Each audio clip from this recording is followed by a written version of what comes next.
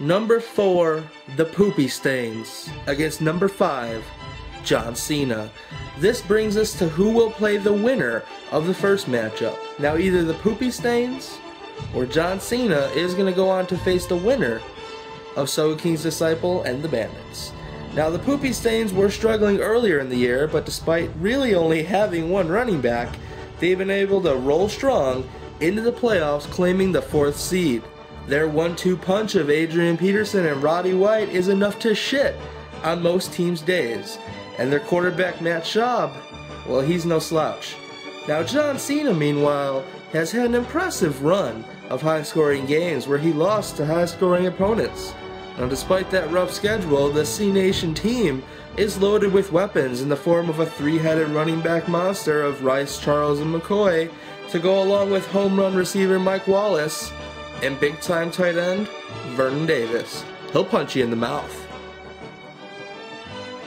I think John Cena is healthy and ready to go. There's just too many injury concerns in Poopy Village. Give me Cena. Injuries aside, I see some matchups that are just silly when you stack these rosters next to each other. Darren Sproles versus Jamal Charles. Please, give me those C-Nation pimps. Aye, there be some scary matchups, but I think the size of the cannon matters. And when I see Adrian Peterson and Roddy White, all I see is 2 scurvy dogs who can carry their team to victory single-handedly like they have all year. Poopy Stains for the win! Now on the other side of the world, you've got the number 3 Shankers against number 6 Sweep the Lake. Yes, the resurgent Shankers claim the number 3 seed and will face the up and down and constantly renamed Bob Squad, now named Sweep the Lake. With full Cobra Kai flair, Bob has declared vengeance for the fallen and swears victory in their names. I think Sweep the Leg is armed to the teeth with Turner the Burner and Boomer Bust Bolden and Steve Smith. Meanwhile, the Shankers could have used some of that Dawson magic, and the same one that Zach used last year, and go on a huge win streak and claim the 3rd seed in the playoffs. The Shankers have been an ever-changing roster as of late, and this week will be no exception due to a ton of injuries. But even if their big gun Andre Johnson can't play, they still have quarterback Matty Ice and the law firm Ben Jarvis Green Ellis, both riding high, so the Shankers will have firepower no matter who suits up. Dick? I'm sorry, Shankers, but I don't think the Dawson Magic can make a Cobra Kai break his word. Sweep the leg for the win. Have you ever seen Karate Kid? Cobra Kai loses. Give me the Shankers. They've gotten it done all year, and I expect no different now.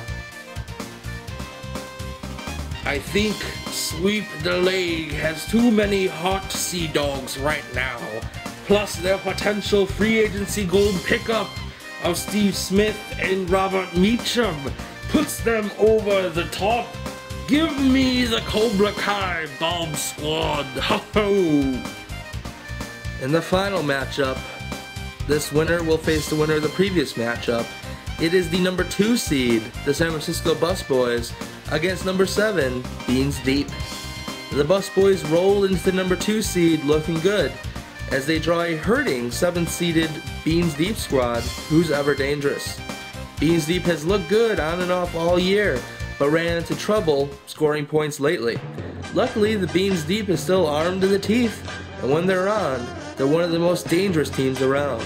Chris Johnson's one of the best running backs in football, and along with Phillip Rivers, who's ready to explode, they also boast 3 huge wide receivers. The Beans Deep team could easily outscore everyone in the league when these guys are on their game. Now, the Bus Boys, meanwhile, are facing some injury concerns and running back controversies at the worst time. The one constant in the Bus Boys is Arian Foster, who continues to carry the load for the Bus Boys, and San Fran still has plenty of other weapons with Bradshaw and McFadden, but face injury concerns with their quarterback and receivers. Dick, what do you see going on here? Will I get to keep the crown? The Beans Deep have collectively struggled the last few weeks, but I think this is the week they all wake up. I think the Busboys fall to the Big Bean. Injuries and timeshares aside, I think the Busboys have proven that they will whip out their pimp hand each and every week and will do just that to the Beans Deep one more time.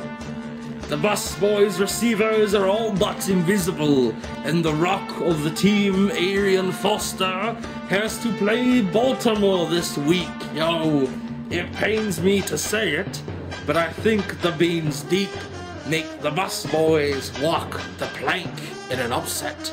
Yo! Ah-ha! Gobble gobble, motherfucker! Oh, yes! You're delicious.